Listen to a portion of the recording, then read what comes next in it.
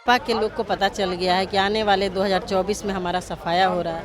इस वजह से इनके आका जो दिल्ली में बैठे हुए हैं वो लोग इन लोगों को यहाँ पर नोट भेज करके आदेशित निर्देशित कर के आंदोलन करवा रहे हैं। के बारे में इनके पार्टी के एक मफत भाई पटेल ने चिट्ठी लिखा था आडवाणी जी को आज से बहुत वर्ष पहले 95 में कि ये खुद ही चरित्रहीन है, ये हमारे परिवार को बर्बाद कर रहे हैं, इनसे हमारे परिवार को बचाइए।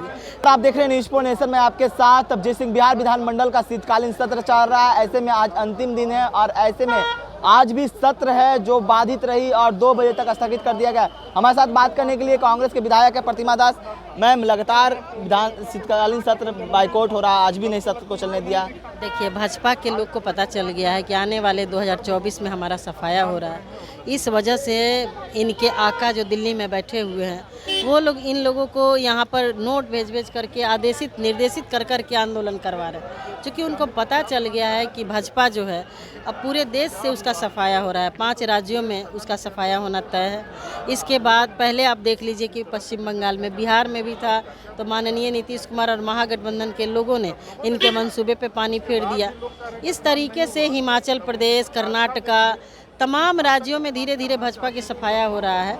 तो ये अपनी हारे और थके हुए लोग हैं, उसको पचा नहीं पा रहे हैं, इसलिए बैठ करके ये आंदोलन कर रहे हैं। लेकिन सरकार के द्वारा भी आज आप लोग भी प्रदर्शन किए बिहार विधानसभा के बाहर, तो क्या कुछ ये प्रदर्शन आप कर रहे थे? देखिए, हम लोग तो यही कह रहे हैं कि इनके खुद ही प्रधानमंत्री के बारे में इनके पार्टी के एक मफत भाई पटेल ने चिट्ठी लिखा था आडवाणी जी को आज से बहुत वर्ष पहले 95 में कि ये खुद ही चरित्रहीन है, ये हमारे परिवार को बर्बाद कर रहे हैं, इनसे हमारे परिवार को बचाइए। तो उनके बारे में तो क्या कहा जाए। नरेंद्र मोदी जी हर तरह से महिलाओं को चीरहरण करते हैं। जिस तरीके से महिलाओं का उन्होंने जासूसी करवाई, बिल्किस बानो के आरोपियों को छुड़वाया जो कि उनके गुजरात की ही रहने वाली थी। दूसरी बात है कि हमारी नेता त्याग और बलिदान की प्रतिमूर्ति सोनिया जी को वो कहते हैं जर्सी गाय, विदेशी बार वाला। इस तरीके का हारे हुए लोग हैं, हारे हुए नेता हैं। आंदोलन करने का एक तरीका होता है। जिस तरीके से रोज मुद्दा बनाते हैं महिलाओं का, दलितों का ये क्या सम्मान करेंगे? इनके नेता तो दलितों के शरीर पे पेशाब करते हैं, तो ये दलित सम्मान की क्या बात करेंगे? बिहार के नेता यदि इतना ही हिम्मत है तो हम चैलेंज करते हैं कि आने वाले जो 5 राज्यों का चुनाव है वहाँ पे ये घोषणा करें कि 5 राज्यों में दलितों को मुख्यमंत्री बनाएं। लेकिन जिस तरह से आप लोग आज लड्डू खिलाएं बीजेपी के नेताओं को, वो देखा गया कि दोनों में आपस में झड़प गए।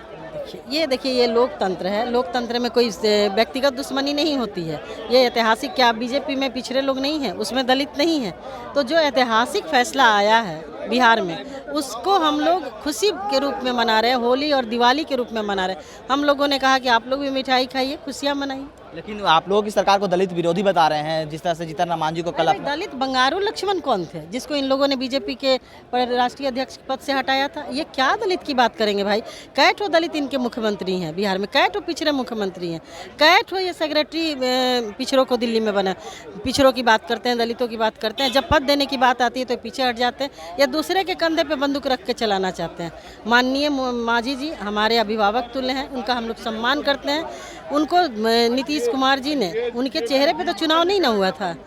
चुनाव के बाद माननीय मुख्यमंत्री नीतीश कुमार जी ने संवैधानिक अपना नैतिक जिम्मेवारी लेते हुए उन्होंने इस्तीफा दिया।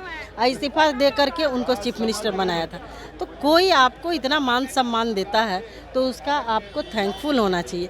अब बार बार आपका, जबकि सारा बात पार्टी और सरकार मान रही है। सरकार ऐसा नहीं है, जब हम लोग विपक्ष में भी थे तो माननीय नीतीश कुमार जी पक्ष और विपक्ष सभी दलों के लोगों का बात सुनते थे, क्योंकि वो ऐसे सीएम हैं जो विकास की बात करते हैं। विकास उनको पसंद है और कोई दिखावा नहीं है, कोई कागजों पे नहीं, बल्कि वो विकास के लिए जाने जाते हैं।